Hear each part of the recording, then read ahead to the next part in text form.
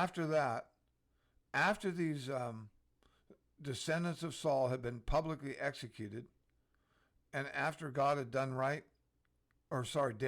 right to honor the office of the king in honoring King Saul, even though Saul died a wicked death for a lot of the horrible things he'd done.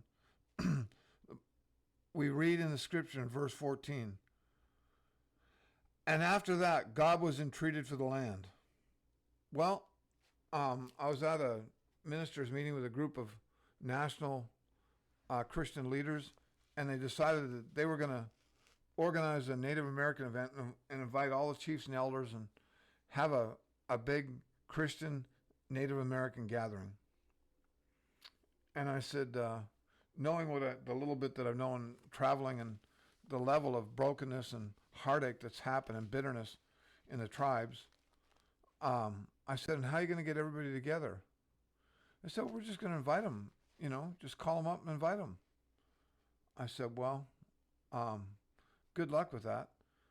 And I said, what do you mean? I said, well, we've all been to a revival meeting, right, where we believe 2 Chronicles 7:14. They said, yeah.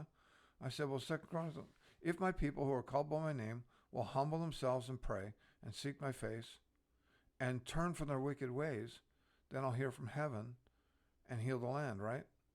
And they said, yeah. What are you getting at? I said, well, this nation, in the breaking of the 3,200 federally recognized